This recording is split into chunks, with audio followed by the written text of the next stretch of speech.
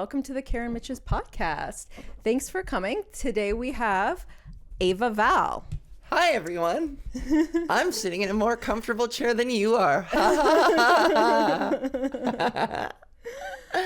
Okay, so just before we started rolling, I discovered you have a podcast. I do. And what's it called? It's called Podgus. And can I get the mystery behind this title? I called it Podgus because my dead name is Algis. That used to be my name, Algis. Oh. And as like an inside joke with myself my entire life, I would always add gis at the end of any kind of state of being I was in. So if I was tired, I would be like, yo, tired gis. Instead of saying I'm tired, I would just be like, tired gis. So I started this podcast and I had no idea what to call it. And I was like, it's Podgus. It's just a state of being, man. It's my identity, dude. So when you're in like podcasting mode, you're in like Podgus. Then I'm Podgus. I love it. Yeah. Is that first name, is it ethnic? Yeah. Well, sort of. I mean, it's like Lithuanian. Oh my, okay. Does that count? Yeah, it's an ethnicity. That counts as I guess, still Caucasian. Is it like your parents' ethnicity? Yeah, all four of my grandparents from Lithuania. Oh, wow. Yeah. Weirdly, I went to Lithuania this spring. No And way. I have not been to that many countries, but I had it started out with like a interest in Berlin. And then I'm like, what's near there? My sister wanted to see a bunch of new countries. So we went from Berlin into Poland and then up the Baltic states and finished in Finland. So we were in, Lithuania is, Vilnius. Yeah. Have you been? I've never been. I've always been curious. Yeah, I've never been. But I went to Europe for the first time last year and I did Oslo, Stockholm, which I loved. And then Berlin, but I haven't done Lithuania. I love it. If I were to go to Lithuania, I'd have to go with an entourage or with security. I don't know. I don't think it's that bad, but if somebody, I don't know how they treat trans people over there. Well, I don't know. Oh, shit. I forgot. That's all. I guess you have to think about that. Yeah. Like, where are you safe? Where am I allowed to go now? It seemed before. This is a country where they throw rocks at people like me. Okay. But it's so weird because that trip, I started out in Berlin and I ended in Finland, which are very progressive places. But I think Poland right now has a pretty hard right government. And then I just think the Baltic states are kind of just a little behind in certain ways. So I don't, I wonder. I don't know. I don't want to misrepresent my home country. I don't want to make them sound like bigots. But it could be better than I imagine it. Okay, now I'm definitely looking this up. But please throw comments in as well and get angry about it. Because I'm sure there are trans women in Lithuania, but I don't know. I don't know. Yeah. Well, no, but someone was talking about the gay scene in St. Petersburg being really incredible, but it's literally illegal to be gay there. But I think that's what they were saying, because it's so taboo right now. It's but that's maybe not a good reference at all. Yeah, I mean, you can have a cool gay scene and still not be illegal. I don't think they're mutually exclusive. Yeah. And I guess more gay people can just not mention it at all, except when they're at the gay club. Yeah. I mean, maybe I'm too straight edge, but I don't need my gayness to be illegal for it to be fun. When you chose your name, how did you go about that? It's a sweet story. I tried deferring to my family. I tried getting my whole family involved. But I have 4 siblings, and we've never agreed on a single thing in our entire lives. Where do you fall age-wise? Second youngest. And are you guys close in age? Yeah, it goes 2 by 2 by 2, and then my little sister is 7 years younger than me. Amazing. Yeah. So, and that's the thing. I wanted to get my whole family involved, like a democratic vote for a name, like a high school fucking valedictorian. But in the end, like, my family's super cool and super chill, and they were all like, honestly, whatever you pick is totally okay with us. So I decided to just make it a more singular thing with my mom. Yeah, and so my mom helped me pick it out. Aww. We kind of like batted a whole bunch of names Yeah. together, and I think it was the first one that came up, and it was, we thought about some other ones, but ever since, I think she brought up Ava, and it was like, oh, that's a good one. I like that one. It's classic, right? Yeah. What's the origin? Do you know? Do you just? I don't know, but she wanted something that could pass as Lithuanian, even if it's technically not. Yeah. Originally Lithuanian. Ava is not. Ava is still something you could hear in that country. Okay, that makes think. sense. Yeah. Yeah. Because there's like in a country you're gonna have names coming in from other places, but some fit there and some don't. Yeah. I love that. I think it's pretty. And I wanted it to start with an A. Yeah, I don't know. Like when you transition, a lot of trans people will keep some kind of hint or Yeah. remnant of their old name somewhere in there, you know? Yeah, I kind of think like in my family, I feel like all our names are dated. It's like Julie, George, Elizabeth, and Karen. And it'd be weird if I suddenly had like a really, really modern name or like name that didn't fit in at all with their names. Yeah. Like River Yeah. or Sponge. This is George and this is Hypochondriac. Do you think if you have kids, you would give them really weird names? No. I wouldn't give them boring names, but I also wouldn't like go way over progressive like Yeah. like Ashley, but it's spelled AISHLEIGHOUGH.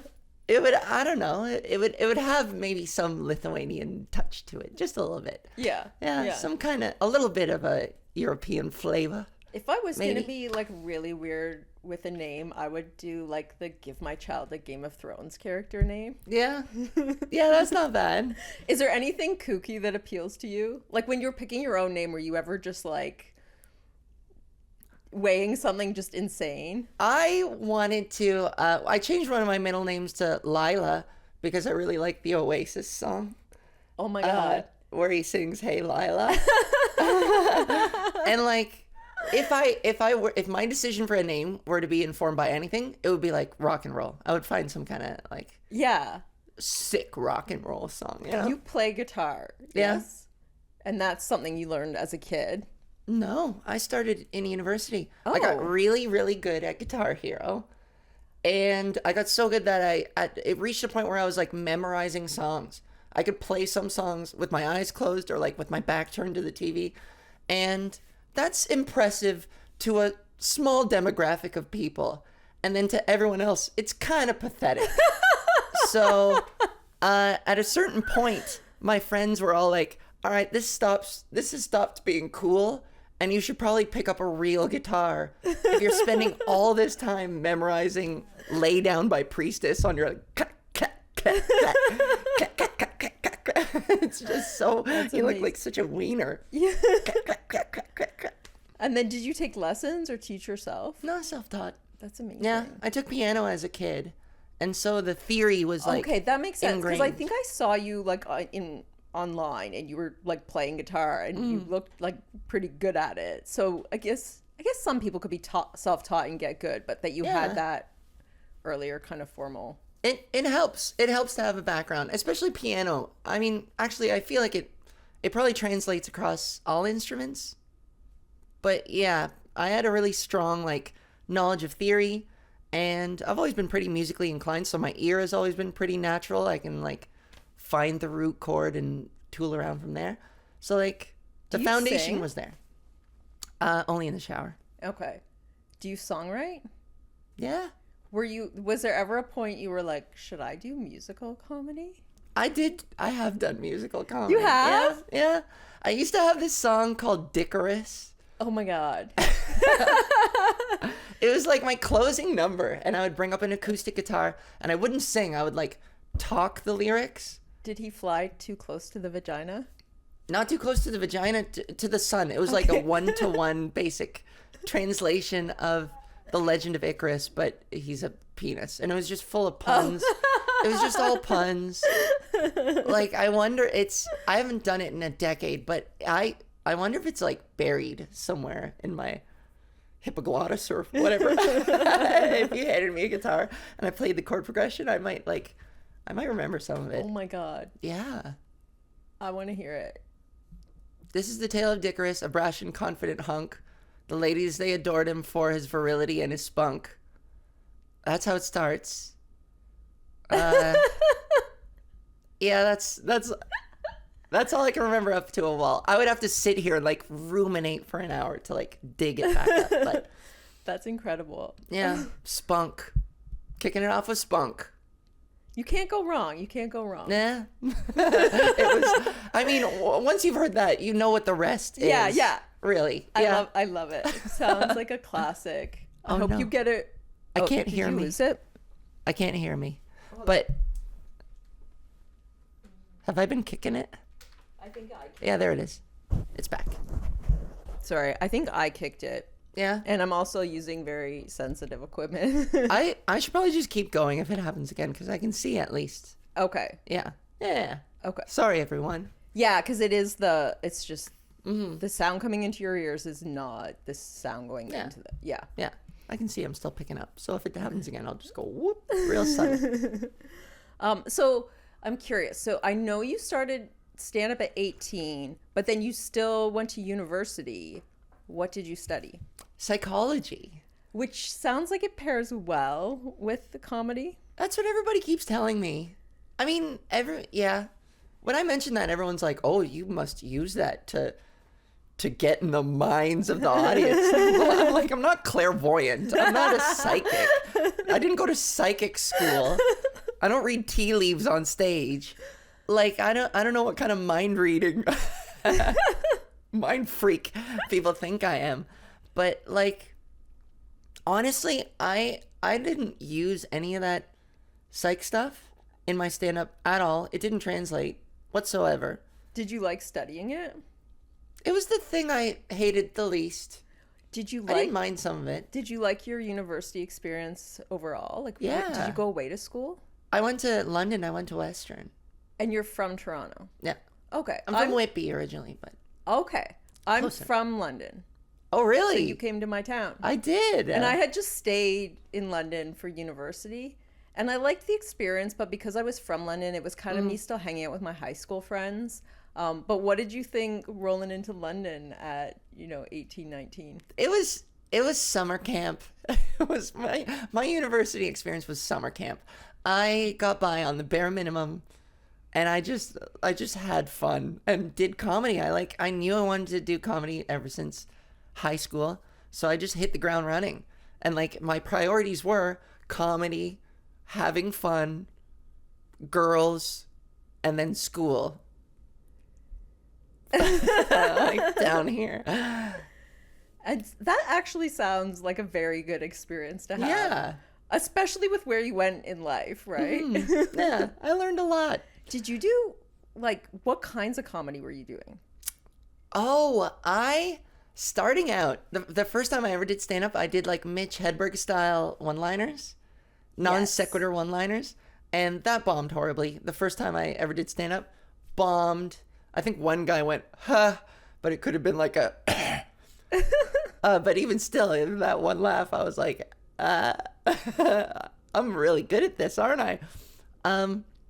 It started out one-liners, then it got really, I really wanted to be like, I was trying so hard to be different and outside the box and super absurdist, and I would do big characters on stage, and I was basically trying to write one-man sketches on stage and acting them out with these like ridiculous premises where I'm playing multiple characters, like jumping back and forth, super physical. That's how it started out. I wanted to be the Monty Python of stand-up. Yeah. I wanted to take them and their essence and somehow reinvent it and make it stand-up. Yeah. And so I give those early years a lot of credit to like how mentally flexible and silly I am on stage, because I spent all those years deliberately trying to be different. Yeah. So hard and trying to be like the crazy guy on the set list. Yeah. But like it makes sense now. I can remember the first time I saw you on stage, and there was like a kind of like rock star vibe and a lot of like energy and theatricality, but then it was just also you just doing a story, Yeah. and talking about your life. So it was like very normal stand up, but then informed by, I guess, all this other shit. Yeah. And that's the thing is like in the early years, I mean, I only came out like 7 years ago as queer generally, and then I've only transitioned for like 3.5 years. So for those first 11 years of my stand up, everything I was doing was also this projection of a projection away from myself. My material was never personal. It was never about me. It was never about my thoughts and fears and anxieties. Like, you didn't know the first thing about me. Even after I was done, you'd be like, that guy was fucking crazy. And I'd have a beer with that guy. But, like, you wouldn't know who I was. Yeah. Really. But you didn't know either. Or did you? But I knew, like, I was always struggling with my gender, that I just never... My act was this way of, like, deflecting as far away from the question, who is Ava Val at the time, Yeah. as possible, you know?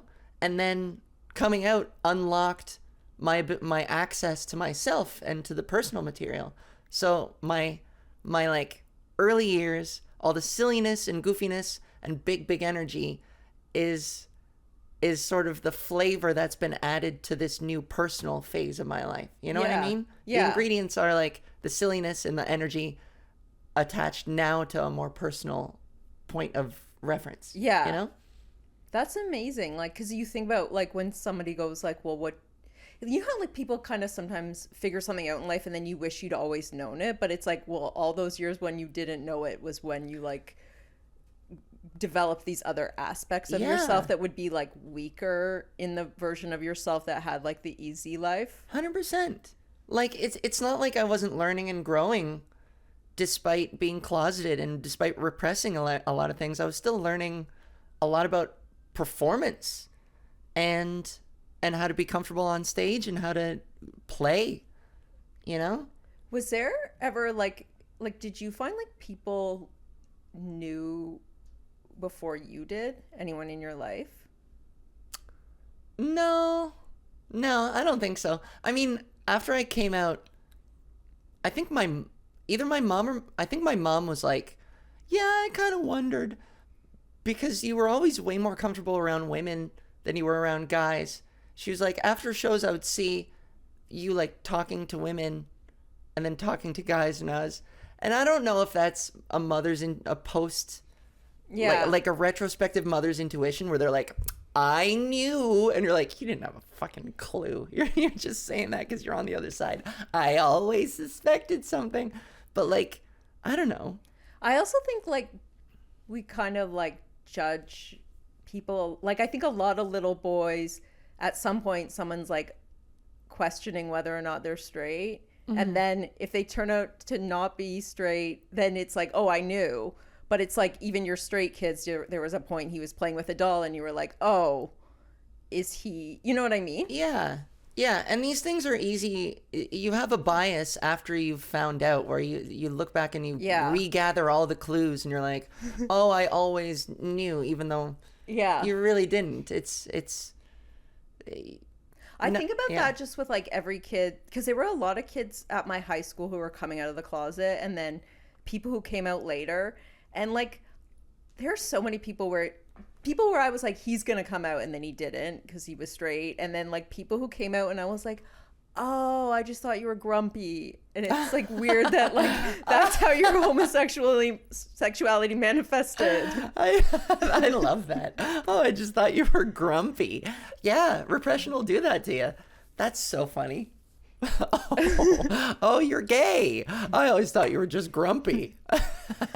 So did you come back to Toronto right after school? Yeah. And then were you right back into, like, were you doing comedy right when you got back? Yeah.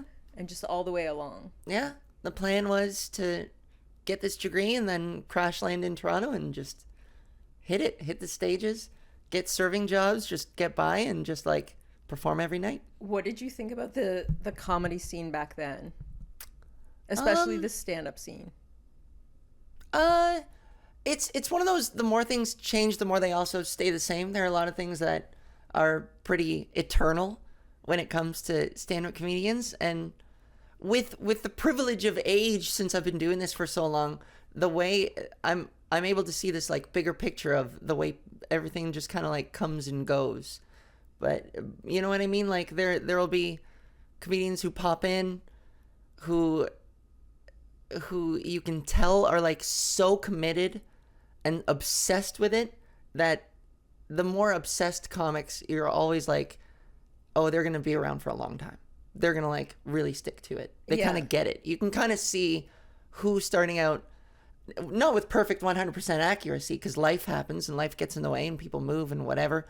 But usually, I don't know, it's interesting being able to see newer comics and predicting what their future holds, you know? Yeah. What about just like trends in comedy? Oh yeah. I would say social media has significantly changed the landscape. Like, For better or worse? better in some ways, worse in others. Like, yeah, it's hard to give an overall Yeah. verdict on that, but like, you know, when I came to Toronto, the holy grail was like JFL New Faces and getting TV credits and being on CBC and CTV and getting Winnipeg and Halifax, and these credits were huge. But now that I mean, the gatekeepers, they still exist, they're still out there, and the prestige, I mean, up until last year, the prestige of JFL was always still there. You wanted those credits, but the fact that you can get by just fine, if not even better, being a self-made comedian on social media, those things aren't as important anymore. Like, as long as you can cultivate your own audience, then you don't need the JFL credits or anything like that, because you can sell out places all on your own. You can have no credits and have 100,000 followers and be just fine. It's crazy. So that's changed. Not only that, but like, in order to get those followers, you have to be so much more than you used to have to be. And that's saying a lot, because as comedians, especially in Canada, where there aren't like really comedy agents, you have to be your own booker, your own producer, your own writer, comedian, all that stuff. And now you have to be your own social media manager and promoter and like sketch writer and whatever bit that you found that's your niche. Yeah. And that gets you followers. You have to hammer away at that. And you have to edit the videos, and like, you have to be so much more now on top of all the stuff you used to have to be. Yeah. So it's, in that sense, it's way harder being a comedian now, because you have to diversify your skill set. And last thing I'll also say is the way stand-up has changed. I mean, to keep up, you do have to put out a lot of content constantly. Yeah. And if you want to be very stand-up forward, that means putting out a lot of crowd work, because writing and polishing and turning over material takes a little while longer. Yeah. And so obviously crowd work has become this easy way of like getting yourself out there constantly with stand-up, and that's shaped the way audiences think stand-up is now. People who have never been to a stand-up show will either avoid sitting in the front row or like gravitate to the front row, because they know there's going to be crowd work. Yeah. And they expect there's going to be crowd work. And so people are more prone to yelling out and chatting during the show, engaging with the comic, or being straight up terrified and just sitting there like, please don't pick on me. Please don't pick on me. What's your, do you like crowd work? I like reacting and responding, and I like it to happen organically. I like that kind of crowd work. Yeah. But I really don't have a thing for the Q&A. I don't have that kind of like information gathering desire to start from scratch and be like, what's your name? Where do you work? Yeah. Who's this person beside you?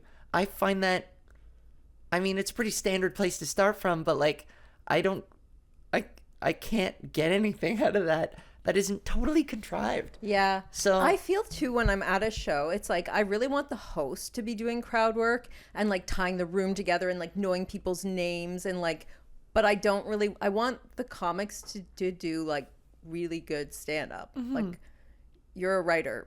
I hope you wrote something for the show. Yeah, the crowd work that I like to do is not necessarily crowd work, it's set work. Like, I like touching things and grabbing things, and like, if it's at an interesting bar, I like commenting on the decor and like the seating arrangements and the way the stage is set up. I like being that present that I'm like setting, it's like acknowledging where we all are, what the vibe in the room is, what we're all looking at here. Yeah. I love that kind of stuff. Because it makes it feel live. It brings it, it embodies it. Like, yeah. And you can tell by body language who's like willing to be picked on and who wants to engage and who wants to be left alone.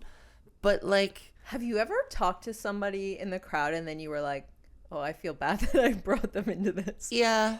See, that happens every once in a while. It's also like you can tell if you're on later in the show and like every comedian's kind of pressed the same button on some guy in the front. Some guy on the front puts his foot in his mouth and says something that every comedian's like, whoa, yeah, it's the fucking he likes to watch guy. It's the cuck. This guy said he admitted he was a cuck, and every comedian comes up and references.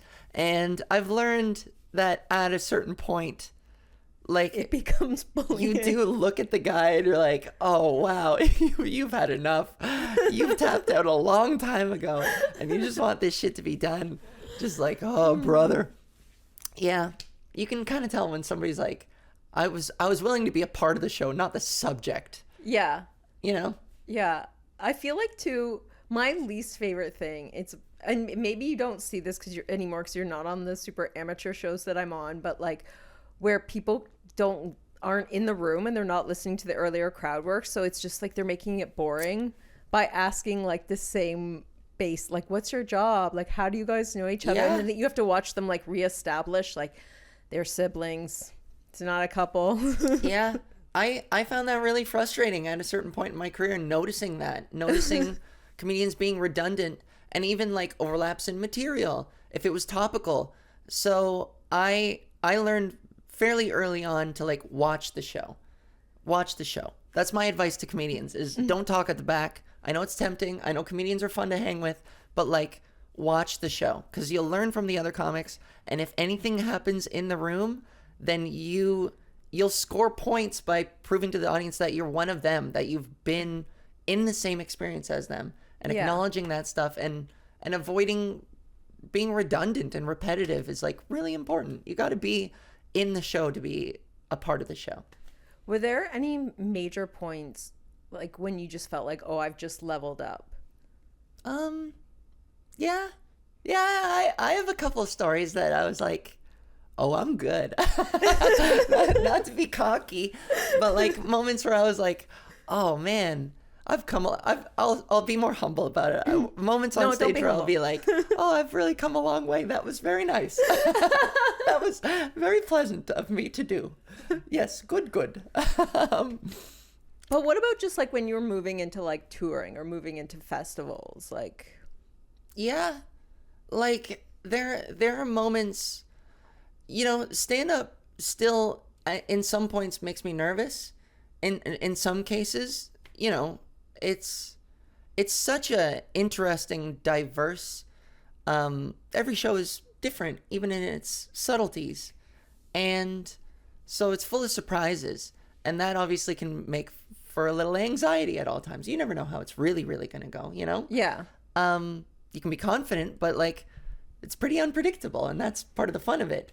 But, where was I going with this? What was the question again? Leveling up. But then you were talking about that you still get nervous. Yeah. And the moments that I realize, oh yeah, I've totally leveled up are always the moments where I feel that anxiety and I feel like this is new, this hasn't happened before, and I still come out of it with a big laugh or a big response. I still come out of it capably, and that's always a moment where I'm like, even the unpredictable, I can handle that shit. Yeah. And that's a really awesome feeling to be like, come what may, I'm ready for it. Bring it on. It's the most like intense job in terms of like every big test. There's so many people watching. Yeah. Yeah. And like I've had, can I tell a quick story? Yes, please do. I've told this story 100 times, but it's one of my proudest ones. I did the Joe Coy Gala in JFL a couple years ago at the Théâtre Maisonneuve. And it's a 1,500 person theater, and it was like filmed for Crave TV. And in my set, like I was a minute in, I was getting rolling, getting some laughs, establishing myself, and a minute in, I get interrupted by this booming voice on the speakers, and it's indistinct, but it's just noisy. It just goes and it came and went just like that. And it was so loud that it interrupted my set, and I stopped and I like looked up at the rafters. And at this point I'd done like 3 tapings already, so I understood that sometimes in these tapings they'll cut you. They'll be like, "Hi, sorry to interrupt. Something happened over here, or we didn't catch that," or like, "Just reset. We had technical difficulties. Just reset. Start the joke from the top." So I thought something happened, and I was being told to like cut. But I looked into the wings. I was looking around, and like nobody was coming to help me. So I like looked up at the ceiling. I was like, "God, is that you? Can you pick a better time? Like, did it have to happen now? Like, I'm kind of in the middle of something." And I just started riffing on like, "Yeah, thanks. Like, this is my moment. Could it have waited maybe 7 more minutes?" And I like riffed on that for a solid minute, and it ended in an applause break. And I just seamlessly like went right back into, so apparently I found out after there was a live mic backstage, and somebody got too close and just like said something, and they were like, "Oh shit." Yeah. And nobody knew what to do, but like they just let me go. And after that minute of recovery and the applause break, I just went back into my material. And I had this moment where, even though I was present in the material, I had this like, I spared a thought for like, "Dude, that was really fucking cool what you just did. Amazing. That was really badass." Showmanship, right? Yeah, on such a like big high stakes stage, you know? Yeah, like when it really matters. Yeah. So Fucking ever right. since then, that was like such a huge confidence booster, because after you come out of something like that, you're like, "Oh, I can do anything." Yeah. I'm pretty prepared. And I think that's what, like, because a lot of the best, or the like most frequent advice I get is that like it's just a matter of practice, because like you can't plan for anything, but if you do it all the time, you build like a skill set. And I guess like in those moments, it's like the however many, like the cumulative time you've spent on stage that like makes you able to do something like that. 100%. As opposed to being like, okay, if there's ever a weird noise in the middle of your... Yeah. Like the best advice anyone can give in stand-up, like the golden rule, is just like, do it. Get your reps in. Just keep going and doing it. And so when people watch me like fuck around on stage and they're like, "How'd you get so good at improvising?" And it's like, practice. Just go up and do it and get comfortable on stage. And even if you never like deliberately practice improvising or doing crowd work, if you're doing your material and you're comfortable in your material, then you'll be able to react with flexibility whenever something interrupts your material. Or like, the more comfortable you are on stage, the more flexible you'll end up being. Yeah. So just do it. Just keep doing it. You know? And improv is also one of those things. Just, yeah, sure, like deliberately try improvising. Like I did set aside all my material, and for a while I was like, I'm just going to wing every single set. And I used to ask my friends to give me like 5 words. Just give me 5 random words, and I'm going to incorporate them in my set. And I would challenge myself that way. So like, there are little things that you can do to like exercise your improv muscles, you know? Yeah. So I'm just thinking like that's a very brave thing to do. And then it reminded me, your special is called So Brave. That was so smooth. That was really good. Wow. But that's different than I think. What's the origin of the name of your special? Um, it's based off one of the jokes in the special, but more it's more a it's got layers. It's a tongue in cheek acknowledgement of as a trans person you get called brave all the time by like well meaning allies who just want to like give you some love, and it's Yeah. good faith, and it's a nice thing to say, but there's also a subtext to that can kind of be patronizing. And so there's a lot of material that I explore where I like acknowledge the layers of that. Where like, yes, being openly trans is an act of bravery, but there's levels to that. Like I don't know. You have to watch the special to see, but it's more a thesis. It's a tongue-in-cheek thesis that yes, being trans and being a stand-up is brave, but like I'm still a clown, you know? Yeah. So it's kind of ironic. There's an irony to it. What did you find like when you're building that whole, like, I'm assuming it's an hour, like when you're building something of that length, like did you know what it was as you were building it, or were you just kind of like, I don't know where this is Not going? really. No. I was just following my gut in terms of like writing material, just being honest with myself, talking about my journey as it was happening, and just building an archive without any sort of sense of direction. And then it all kind of came together the friggin' week of the special. I finally ordered it into a like more or less chronological set list, and just like as soon as I sat down and took stock of my inventory of bits, I started to realize that there could be a flow to it all and a chronology, and like I broke it down into 5 themes that if you pay close enough attention, the color changes behind me to fit to represent the 5 different themes. Like how does it go? It goes yellow for like energy and introduction and excitement. This is like the warm up part of the set. White for like purity and innocence, and like new beginnings. And then how does it go? Orange for bravery. Red for like conflict and society, and then pink for love. Oh my God. I Yeah. love it. Yeah. And then so conflict was second to last. Yeah. And that's the chunk that I talk about, like, receiving hate online and just like, Yeah. Which is hard sometimes to do something that's serious to your life and that's upsetting and then do it for laughs. Like, did you find that, or was it more like you were venting, so it was good? I found it relatively easy. I think I was so closeted for so long that I had so much to get off my chest, and it was so liberating to finally start talking about everything that I was afraid of.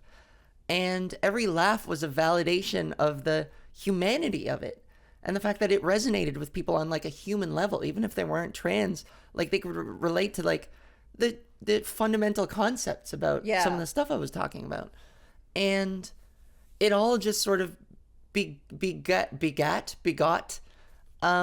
It just helped me continue to indulge that. Like there are a lot of comedians who say like comedy is my therapy, and then they go on stage and they basically berate the audience and like just take out their anger on them. Yeah. And it's like, baby, that's not therapeutic. Your coping mechanisms fucking suck. But it's true for me. Comedy was super therapeutic, and writing about all the bullshit that I was dealing with and all the things that I was struggling with was my way of coping with it. But it's healthy because it's more like, this is how I feel, and like the audience gets it, and you're like, thank you. Like, I appreciate that you see my thing. It was so cathartic. A lot of that stuff. Yeah. Stand-up really helped me get through those years. That's crazy. How old were you the first, or what was it like when you went from like when you were on stage as a woman the first time? Like, did you, I don't even know how to say it. Like, when you started being yourself, like, did you have to throw out a lot of material, or like how was it not like sort of like then to now, but like in that middle point? That's a good question. they're like early me coming out. I would go on stage with like a wig and a dress and my inexperienced level of makeup, and I was still dealing with a lot of like shame and self-loathing. So a lot of my material was very self-deprecating. And that's kind of how I found my way in, was just like pointing at myself and being like, yeah, I'm a ripped dude with a wig and a dress. And it wasn't necessarily healthy. Yeah. And it was, at times it was really rough to watch. It wasn't funny right away. It was like, I really bummed some people out at the beginning. But it was really self-deprecating at the start.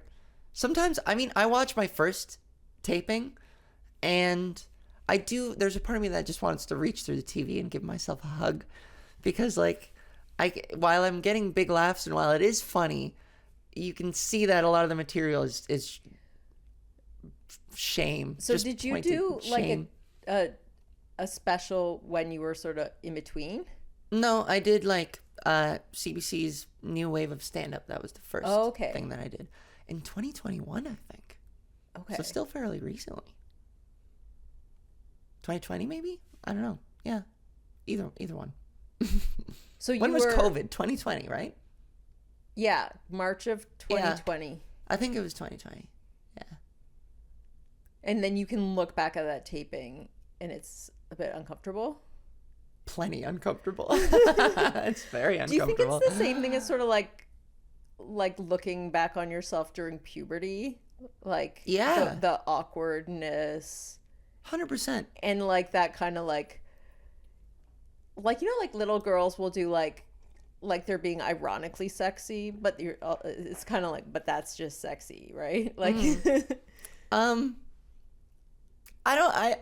don't. I was also 13 in 93, so like it was such a time for irony. Yeah, I like. Shit, I already lost my train of. Oh yeah, transitioning is really like going through a second puberty, because you're learning to reintegrate into society as a new gender, and there's this adolescence to that. So like, yeah, a lot of my material that developed after that was all about, I mean, a lot of my material over the course of my journey has been about like being new to this experience and basically subtextually asking people for some patience, because I'm learning. I'm a work in progress. Yeah. And I think that's the fundamental idea that people relate to, is like, we're all works in progress and we're all doing our best and we all want to fit in, and we all have anxieties around fitting in and am I doing this right and am I living my life right? Yeah. But there is this pubescent phase of transition where, yeah, I have to learn how to be an adult woman. Yeah. And so there's a lot of my material in the special that acknowledges that and talks about it. Do you think someone could do a comedy movie about transitioning that would be fun and not, I don't know. Yeah, I that think would just so. be good. Because I feel like I've liked a lot of movies that were around like someone gay coming out of the closet. I think because it really lends to like, in a rom-com, like the tension of like a forbidden love, or like someone not knowing that they like it's extra sexy, right? Yeah. So even as a straight person, I've watched a lot of like gay romance stories because it's hot. And then I was just thinking, like, obviously there's people who always want to do certain stories because they're really political and they want to like help humanity, but what about just sort of like in a not really heavy way, but just in a fun way? It's like, you're 30 something but you're in puberty. Yeah. And is that lighthearted fun, or is it shitty if you make it too light? I believe it can exist as long as the source of it and the people driving it have that experience. Like, I think, yeah. Have you done acting where you played a trans character? Not yet. I've auditioned for some stuff, but the weird shitty thing right now is that if there's any there isn't a lot of trans representation still out there, and if there is, they kind of make this huge meal about it. It becomes this big fucking controversy. Yeah. And So it's a really strong choice to include a trans character in whatever. And not only that, but it's a rarity. So like there's this one trans part that so many people are auditioning for. And I'm a stand-up comedian first. Yeah. And an actor fucking third. You know, I've done it a lot, but I also don't have a lot of experience at the same time. Did you watch Orange is the New Black? No. Okay. There's a trans character in it. I know Laverne Cox. She's amazing, right? Yeah.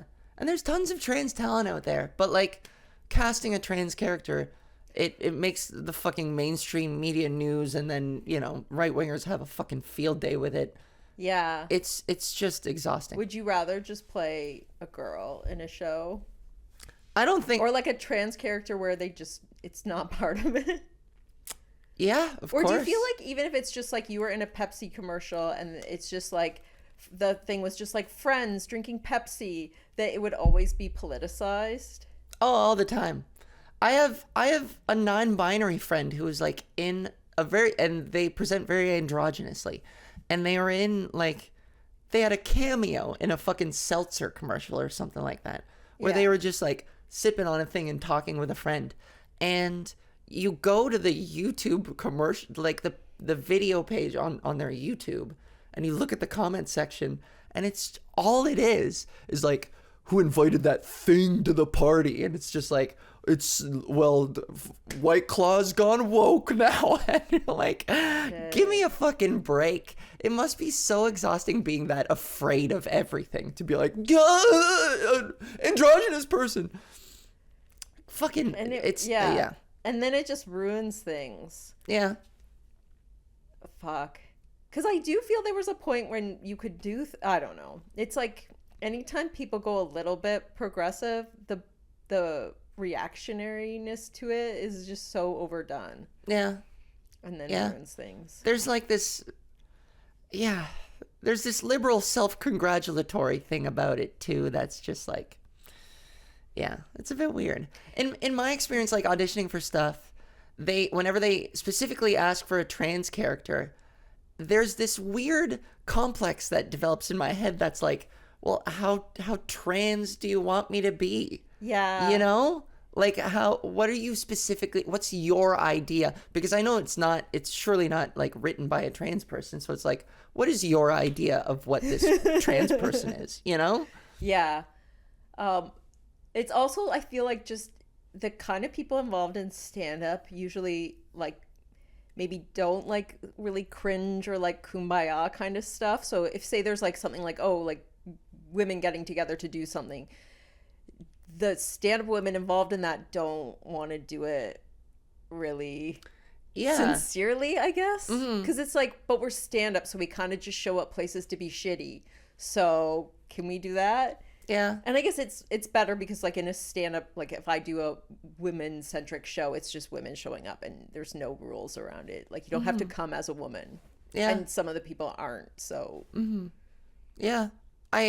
It's a fine line sometimes between like celebrating women and then propping them up just as a tool, as a device to, I don't know. Yeah. You know? Yeah. Like, and a lot of, even like some of the most feminine women don't like women themed stuff because it can just be annoying. Yeah. And I agree with that. It's like the fine line exists where like, I don't know. I think about, my example is always like Marvel and Avengers Endgame. Did you ever see that movie? Yeah, yeah. But there's that moment where I can see why some people would like this, but in the final battle where all the lady characters, all the lady superheroes all just show up and all on the screen, and it's like, we're the women and we'll take it from here. And it's and in moments like those, it's like whoever loves this and sees value in it and is inspired by it, good for you. Yeah. But to me, that is so exploitative and it feels so contrived and so like, yeah, women. Like I'm trying to think of something done well. Like one of my favorite like women power kind of things is in Jojo Rabbit. There's a mother character and it takes place like in Germany and you see like his mother is like resistant to fascism. Yeah. And then I think it's either shown or implied that she's killed. So it's not heroism at all. It was just like Scarlett Johansson is this very brave, good person. And, you know, it doesn't say like life is easy on her because it isn't in general. But like, it was like, yeah, I felt like that strength of that character. I was like, that's what I like. But it sits, you know, closer to reality, which is just where and I guess it's pretty negative, but that's, you know, like everyone has the art that is honest from their perspective. Yeah. And some people, they can have like the cheesiest thing and it's true to them. So I don't want to shit on anyone else's favorite thing. Exactly. But mine are just like always sillier and also shittier. And more human.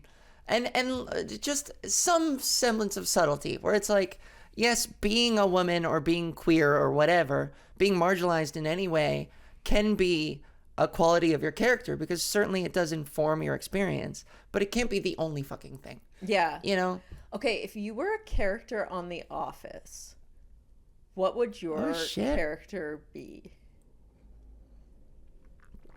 Oh man. I would be a slacker like Jim. But I wouldn't be as subtle about it. And I guess that maybe describes Michael Scott as well. That's a good question. I would be a character. Oh man, I'm trying to think of like a description, but I was about to say something and then I was like, no, that's Creed now. So like they have every archetype like pretty much covered. But I do think if I made a character for myself, it would be like a little bit of Creed as well. Yeah. Like, and maybe Meredith. Okay, I got it. I would be one of the corporate level characters who would be like Michael Scott's kind of inside man. Not like a higher level Michael Scott, but somebody who wants so bad to be appreciated, just like Michael Scott, but is still like a corpo kind of thing. I think that would be funny to play. Michael's mentor? Like, kind of. She wants Michael to think she's hip, and she's like, yeah, stick it to the man. You do you. But like when push comes to shove, she'll still run back to like corpo mommy and be like, look what Michael's doing. You know? Like no loyalty, no backbone. I think that would be funny. The best part of management is all your mistakes are somebody down there's fault. Yeah. She's got like one bumper sticker on her car that says "Eat the Rich." She's like, huh?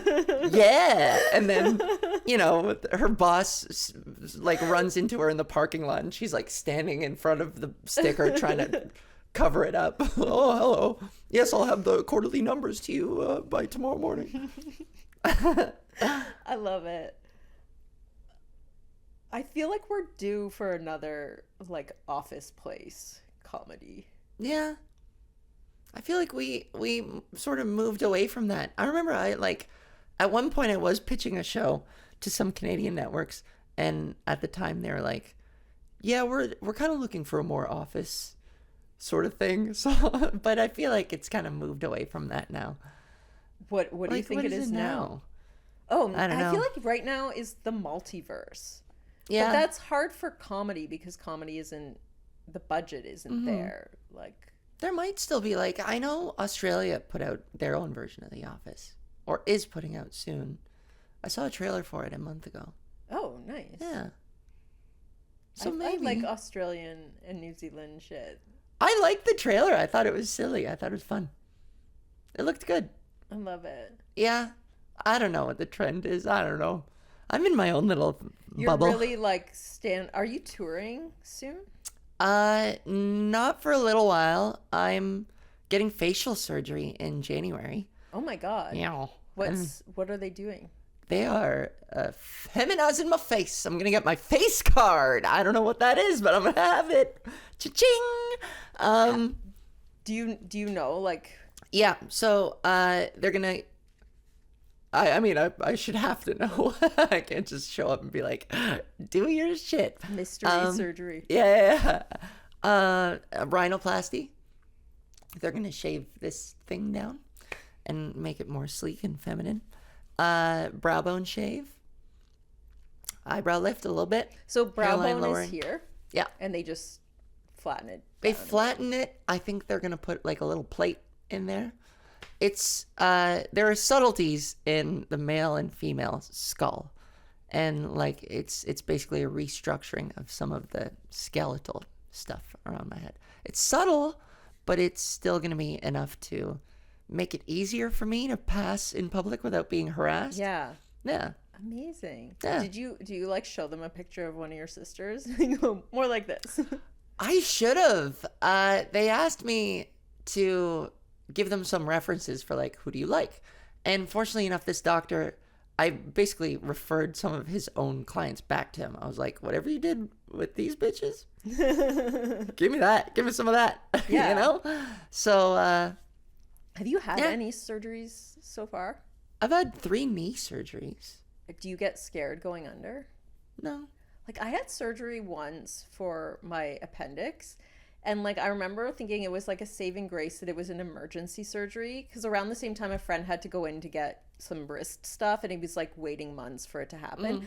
And I was so scared of surgery. I'm like, I would die if I had to think about that ahead of time. Yeah. But then once I did it once, I was like, okay, you're out. Doesn't Totally. matter. So you know the process of surgery. There's no experience like it. It is pretty wild. And the first time is like terrifying. Although I had an operation in grade 5 on a hernia. So I have a lot of experience with surgeries. So now it's just like, I kind of know what I'm getting into.